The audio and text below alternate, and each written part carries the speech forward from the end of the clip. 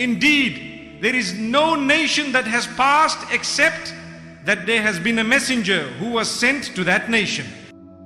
So narrate to them the stories in order that they may ponder. The Prophet Muhammad sallallahu alayhi wa sallam says in the hadith that the first creation of Allah subhanahu wa ta'ala was the pen. And then Allah ordered that pen to write, so that pen continued to write everything that will take place to the Day of Judgment. Write on what? Write on the Lawh al-Mahfuz. The Prophet Muhammad sallallahu alayhi wa sallam said, it was Allah Azza wa Jal existing and nothing else. And His throne was above the water. And Allah subhanahu wa ta'ala had written in the dhikr everything that will take place from the creation of the heavens and the earth. Before creating the heavens and the earth by 50,000 years. And then Allah subhanahu wa ta'ala, He created the angels.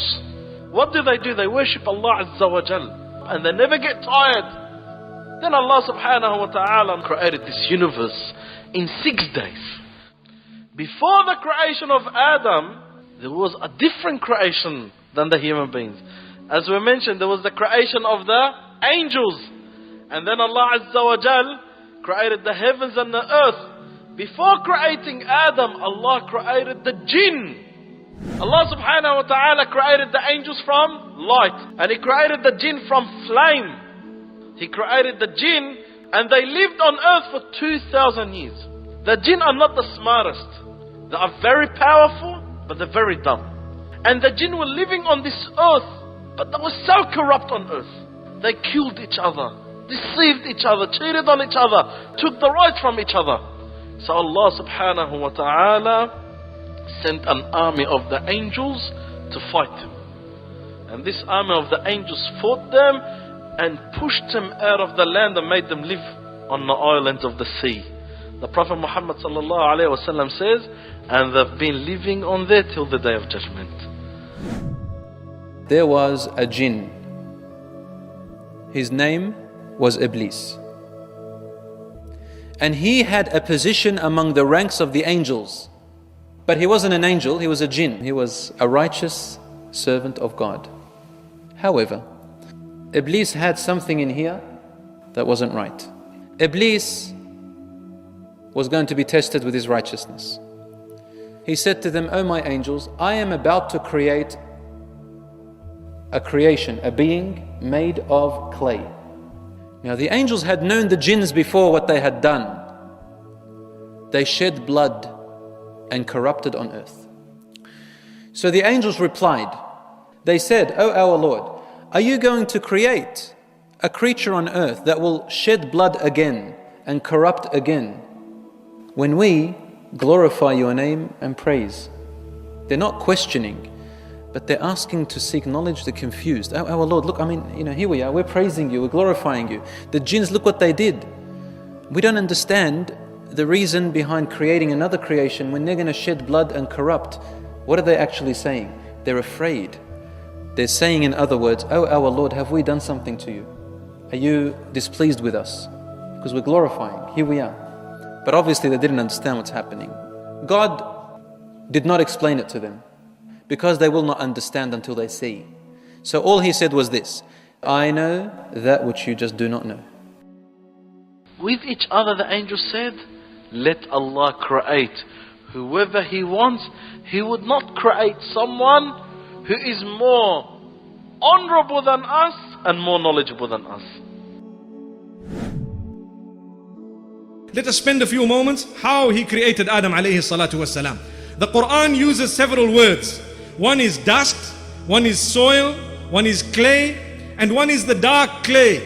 So why all these words are used for the same creation? Because it is depicting different stages in the creation of man. Allah took dust from the earth, and that dust was taken from different parts of the earth. The soil on the earth is different colors. You have red, you have slightly lighter color, you have a darker color, you have different shades of brown and so on. So there were different shades and different colors. And He took these from different parts of the globe, from the valleys, from the mountaintops, from the sandy regions, from the rocky regions and so on. And Allah subhanahu wa ta'ala put it all together. So Adam alayhi salatu wasalam was created from different types, different colors and different qualities. So from his progeny, there are different colors. And there are people who are easy to get along with, people who are very difficult to get along with, people who are hardcore, strong, powerful, and people who are weaklings. So Allah subhanahu wa ta'ala created all of them so differently. And this is why we have different colors, and this is why we have different shades, different attitudes and different characteristics and characters. The narrations make mention of the fact that Allah subhanahu wa ta'ala first had this dust, and then He added water to it, it became soil, and then He shaped it up, it became clay, and He left it. And then Allah subhanahu wa ta'ala created Adam with His hands.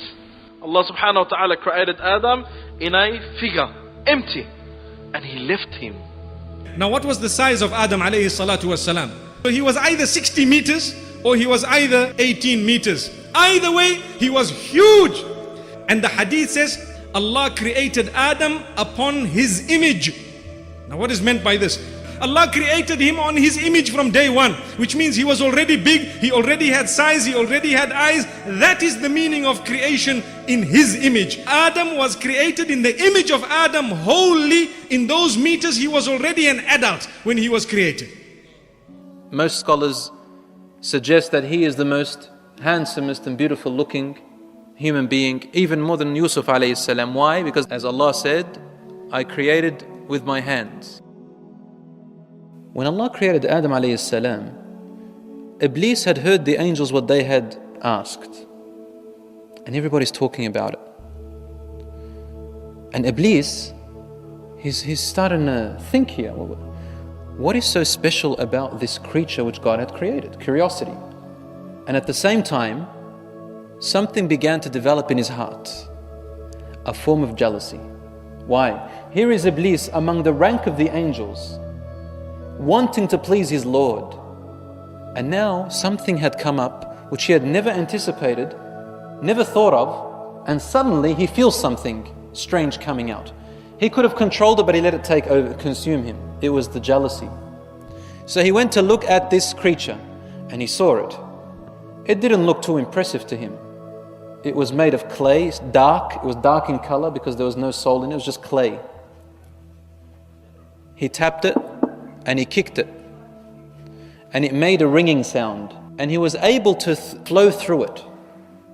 Because he's created from a less denser material, which is flames of fire, he was able to flow through this body.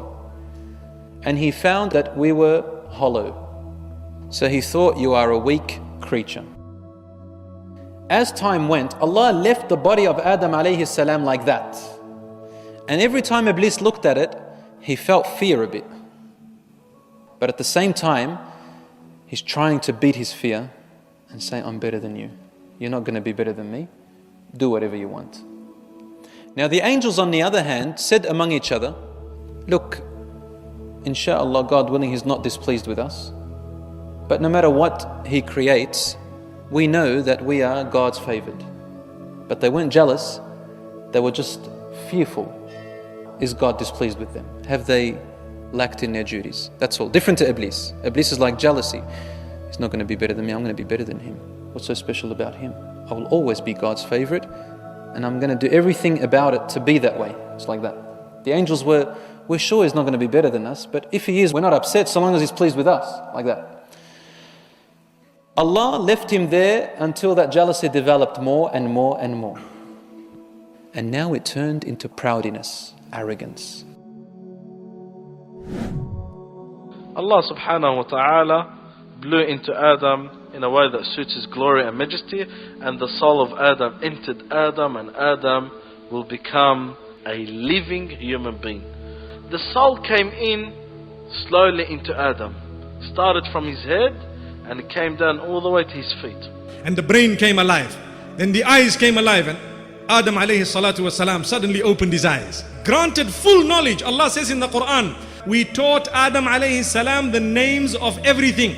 So he was already taught. He already knew the words and the names of everything.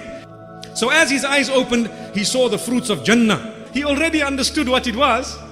And what happened as the soul was blown and the life came into his nose and his mouth, he sneezed. One narration says the angel said, "Oh Adam, thank Allah." So Adam alayhi salatu wasalam says, "Alhamdulillah." Allah subhanahu wa ta'ala responded to him that Allah has had mercy on you, O Adam. So as life came into his hands, he was seeing the fruits of Jannah. So he's stretching out, but life had not yet come onto his legs. So he couldn't get there. And this is why the Quran says, man was always in a rush. There was a time when Adam alayhi salam was created. Allah subhanahu wa ta'ala from his back removed all his progeny up to the day of Qiyamah, including every single one of us, and showed it to Adam. He says, "Ya Adam, this is going to be your progeny. You will be succeeding one after the other." So Allah subhanahu wa ta'ala asked everybody this question, "Am I not your Rabb?" And they said, "Yes, indeed you are." So Allah says, "Do not come on the day of Qiyamah and say, we have forgotten about our covenant that we took with you and this question." So when that happened, Adam alayhi salatu was salam, he looked at these faces and they were lit, and he seen one shiny face and he says, "Who is this?" So Allah subhanahu wa ta'ala says, that is a man from one of the later nations towards the end of time. He will come up. His name is David. May peace be upon him. So Adam alayhi salam, out of curiosity, is asking Allah subhanahu wa ta'ala, "Ya Allah, what life did you give him? For me, you told me you're going to give me 1,000 years. He was told already. So what life did you give him?" So Allah subhanahu wa ta'ala says, "We gave him 60 years. So Adam alayhi salatu wasalam asks, he says, "Can you not increase him 40 years? So Allah says, "We can take it from your life and give him. So from 1,000 we can cut down 40 and give him, so he'll become 100. So Allah subhanahu wa ta'ala got confirmation from Adam. He says, "Okay, you give him 40 years from mine."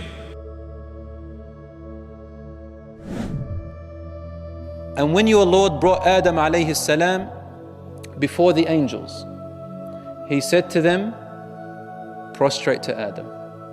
The angels all obeyed, except for Iblis.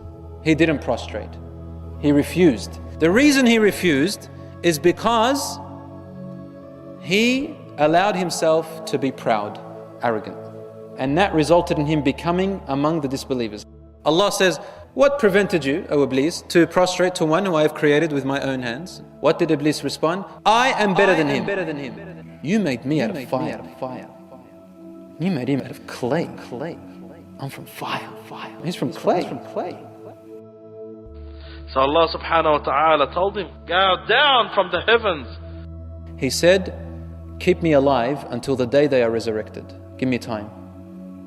Allah says, "We will give you time until the end of the world." "Oh Allah, you say he's better than me? I'll show you he's not better than me. I'll deceive you. I will show you. I will misguide them all from the righteous path. I'm going to come from the front of them, from behind them, from their right, from their left." And you find most of them not being from the thankful ones to you. They're not going to worship you. I'm going to come from everywhere. I'm going to deceive them. I'm going to work on them. I'm going to do everything that I can do to take them away from the righteous path, to prove to you they're not better than me. His problem is that human being. He hates that human being of the jealousy that Allah subhanahu wa ta'ala made this human being better than Iblis. Allah said, "Okay, very well. Go ahead. Climb on top of any one of them that you are able to, and try to delude them away with your voice. And try to delude them away by showing them materialism. Be a partner with their children and with their money, and give them false hopes." Allah says, "But the shaitan never promises anyone except deception." Allah said to him, "My true servants, you will not have power over them." Iblis replied, he said, "Okay, I will lead them all astray except your servants among them who are sincere." Allah in the end says, "Now, get out of it. You have no longer have the role that you have among the angels. You are now an outcast. You have been exiled." I'll fill up the hellfire of you and whoever follows you from them in the hellfire. Allah had taught Adam alayhi salam knowledge that the angels and the jinns did not have. He taught Adam alayhi salam all the names. What are these names? It is knowing every single creation, knowing what it is, and knowing how it functions. Allah subhanahu wa ta'ala told him to go to the angels, and he was told to greet the angels. He went up to the angels as instructed by Allah subhanahu wa ta'ala, and he was told to tell them, peace be upon you, assalamu alaykum. When he greeted them, they greeted him back, wa alaykum assalamu wa rahmatullah. Then Allah subhanahu wa ta'ala says, tell those angels the names of all these things. And Allah brought all the things in front of the angels. So Allah asked the angels first, do you know the names of these things? And they said, Allah knows, we don't know. So Allah says, O Adam, tell them the names of these things. And Adam alayhi salam began to recite, this is a tree, this is a stone, this is a mountain, this is that. The angels were shocked. Didn't I tell you that I know what's hidden in the heavens and the earth? I know what's exposed and what's hidden. And I know exactly what you said, you and the angels, when you all got together and said, Allah would not create any creation that's more honorable than us and more knowledgeable. And Allah created Adam. He is more honorable than them. Why? Because they prostrated to him. And he is more knowledgeable than them. Why? Because Allah asked them, they didn't know, and asked him and knew. Adam alayhi salam was in paradise alone at first. And it says that he felt lonely. And he didn't know what this loneliness was from. So one day, he was napping. He found before him his wife Hawa, a woman. And his loneliness immediately faded, it went away. And he asked her, who are you? She said, Allah created me so that you can find your peace and tranquility with me. And then the angels saw this different human being next to Adam. So they asked him, oh Adam, who's this human being? So Adam called her Hawa. And Hawa is the most beautiful woman that ever existed on the surface of this world. Allah said to Adam alayhi salam and his wife, live in paradise. You will never become desperate for food, and you will never need to be desperate for clothing. Eat from this paradise anything you desire. But there was one condition, as we all know. But see this tree over there? You are not allowed to come near it. You will both become among the ones who have oppressed yourselves. Allah Azza wa Jal had also warned Adam alayhi salam from Iblis. He told him, he is an enemy to you and to your family. Don't go near him. So Adam alayhi salam, he got the orders from Allah Azza wa Jal, clearly understood. So now one day Iblis, after some time, he goes to Adam.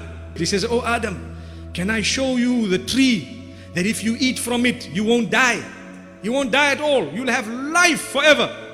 And you will have lots and lots of belongings that will never stop. You'll own absolutely everything. Now that didn't work. So Iblis went to a further step. He said, think about it.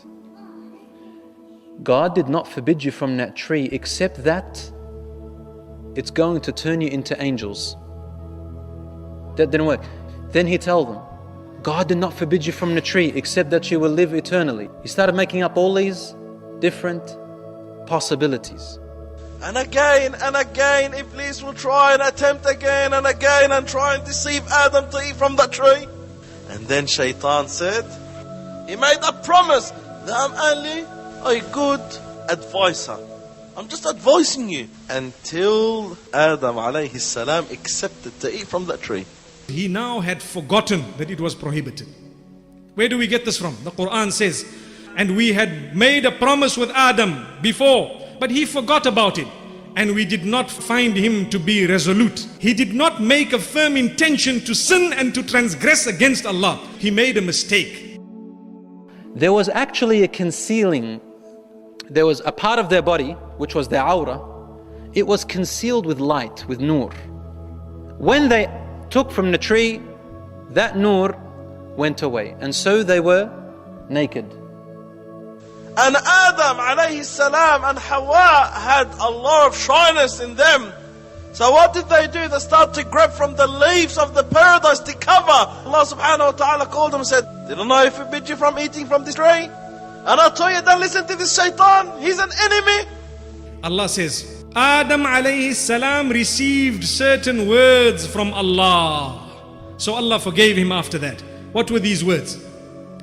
The two of them said, Oh our Rabb, we have oppressed ourselves, we have wronged ourselves, and if you are not going to have mercy on us, if you are not going to forgive us, we are going to be the losers, Ya Allah, so forgive us, Ya Allah. And Allah says, we forgave him immediately. You will need to come down to earth. In it you will go hungry, and you will go thirsty, and you will have to plow, and you will have to go through hard work in order to earn your living and your survival. Not like paradise. Allah is telling him the difference between what you were in and now where you're going. In there, you will have a temporary abode and you'll have temporary enjoyment. I will be with you. I will keep giving you guidance and signs. Now if we look at Adam alayhi salam, he came down onto the earth. Where did he land? This we find in the narration of Rasulullah sallallahu alaihi wasallam, where he says that Adam alayhi salam, he came down in what is known as the Indo-Pak subcontinent, precisely Sri Lanka. There is a mount there known as Adam's Peak. It is said that there is a possibility that that is the place. We don't know for certain that that spot is the place, but roughly there. What about Hawa? Where did she come down? In Jeddah. Where is Jeddah? Jeddah is in the Arabian Peninsula, in what we know today as Saudi Arabia. And what is the meaning of Jeddah? It means the grandmother. It is named after her. Adam alayhi salam and Hawa searched for each other. In one narration it says, they found each other on the mountain of Arafat. That's the name of the mountain of acquaintance. Maybe because Adam alayhi salam and Hawa found each other on that mountain. Getting to the children of Adam alayhi salatu wasalam, how did they come about? Hawa, may peace be upon her, she gave birth 20 times. Each time there was a boy and a girl. They were of different colors, different shapes and sizes, in the sense that, the looks were varying from one to the other and so on. And at that time, they had to be married. So how were they going to marry? They had a different law. So as the children grew, one of the oldest children was known as Qabil, in the English language Cain. And the one younger than him was known as Habil or Abel in the English language. So what was the difference between these two? Cain was not so good looking and Abel was very handsome. And the sister of Cain was very good looking, but she was born from the same womb.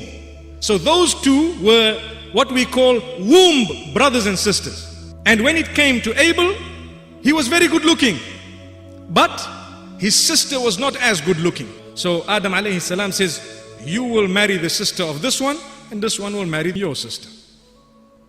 So Cain, his sister was very good looking.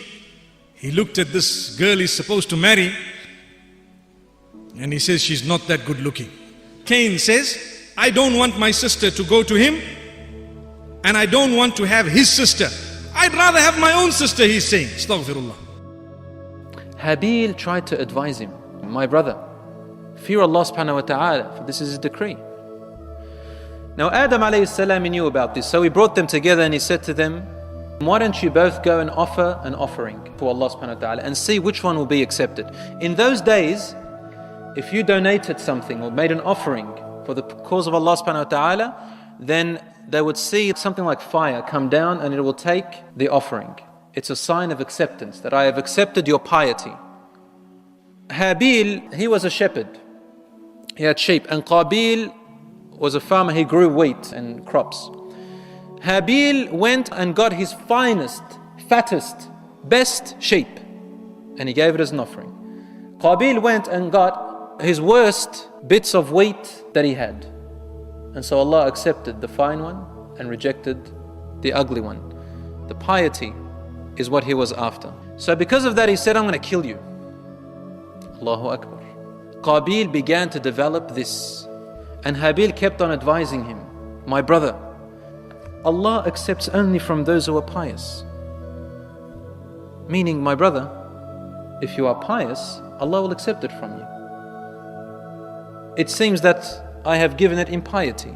Be a pious person, Allah will accept it from you. It is not because of the sister or whatever. It's because of yourself. Be pious to Allah and all will be resolved. But you're not letting yourself go. You're not submitting to Allah subhanahu wa ta'ala.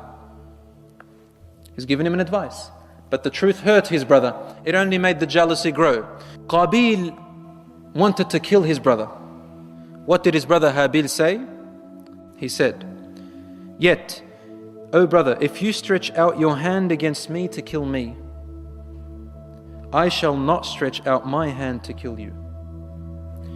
For I fear Allah, the Lord of the worlds. Instead, I would prefer that you bear the burden of my sin and your sin together, and so become an inhabitant of the fire. That is the recompense of the transgressors." One night when Habil was asleep, Qabil grabbed a massive rock and came and crushed his brother's head with that rock. And the Prophet Muhammad ﷺ said, from that day till the day of judgment, every innocent life that's being killed, Qabil gets a portion of the sayyat, because he is the first one to start it. And Qabil feel guilty. He sat there looking at his brother and he started regretting. And now he went away, he went to Adam alayhi salam, and he carried on with the day. And Adam alayhi salam asks him, "Where's your brother?" He says, "My brother? I'm not responsible for him. Why do I have to know where he is and what's happening?" Immediately Adam alayhi salam knew that there's something wrong. This child is hiding something from me. Now later on in the evening he went back to the body and he's looking at it. And the following morning he's looking at this body again. And now it started releasing a stench. So Qabil put Habil on his back and went. He doesn't know what to do. So while Qabil is walking in the middle of nowhere, what does he do? Confused what to do with his brother. In front of Qabil, 2 crows will come. One crow will kill the other one. And then after that crow will kill the other one, will dig up a hole and bury that crow and cover him with the dust. So Qabil saw that. He knew that's the way to do with his brother. So he dug up a hole and he buried his brother Habil in that hole. And then he became from the guilty ones, but did not repent. Qabil did not repent. And what did Qabil do after that? Qabil, he grabbed his sister and he ran away from Adam. He's too shy to face his father. And he ran off and lived on the flat surface of the land. People living on the mountains. Qabil was the first human being to live on the flat surface of the land. And then Qabil with his sister started to produce kids. And then the descendants of Qabil started on one side and Adam alayhi salam on the other side. And the fasad and the corruption started to spread from Qabil and his descendants. And thereafter what happened? Adam alayhi salatu was salam and his wife Hawa alayhi salam, they had many children. And he saw some of his grandchildren and his great-grandchildren. And it is reported that he'd seen thousands of them. And Adam alayhi salam used to constantly remind them. And he used to tell them. And some of his children continued that reminder. One of them was a child known as Sheeth. He was also a messenger of Allah subhanahu wa ta'ala. Adam alayhi salatu was salam got sick. And look at Allah's plan. Allah made him wish for something. Wish for what? Certain fruits he had eaten in Jannah. He still remembered the taste. So he was wishing for it, making dua to Allah, saying, "Ya Allah, I'm wishing for these fruits." So Allah subhanahu wa ta'ala instructed him that at a certain place you will find something.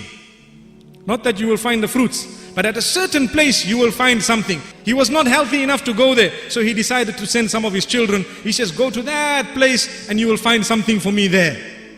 So when they went there, they found some angels. What did they have with them? They were dressed in white and they had some tools with them.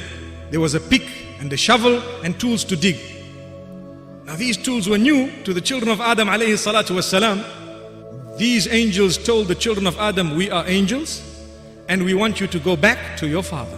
He is ill and his time is up. So they walked with the children of Adam alayhi salam back to Adam alayhi salam, and as they entered, Hawa, may peace be upon her, she recognized this angel is the angel of death. So she quickly started going behind Adam alayhi salatu wasalam, and he says, no, don't worry, move away. And Adam alayhi salam lived for 960 years. Adam alayhi salam's original life's length was 1,000 years. When the angel of death came to take the soul of Adam, Adam was amazed. I've still got 40 years to live. So he told him, why are you coming to take my soul now? Am I supposed to live for 1,000 years? So the angel of death told him, did you forget the 40 years he gave Dawood? The Prophet Muhammad sallallahu alayhi wasallam said, Adam denied and forgot, and ever since then his descendants have been denying and forgetting. He says, no problem. However, he first gathered his children. Look at this. On his deathbed. And he reminded them saying, Allah will send messengers to you. He will not leave you alone.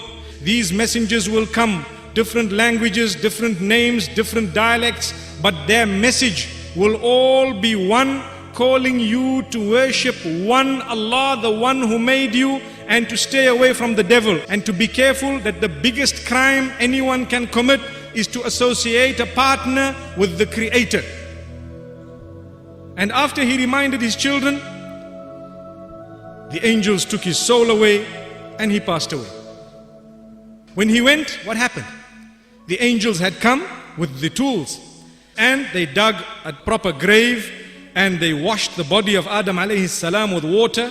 They enshrouded him properly and they led the janazah of Adam alayhi salatu wassalam. One narration says that Jibreel instructed Sheeth to lead the salah, and another narration says the angels themselves led that salah. Only Allah knows, but the salah was done and he was buried, and once he was buried, the angels looked at the children of Adam alayhi salatu wassalam and says, this is the way you shall do it when anyone from amongst you passes away. Where was he buried?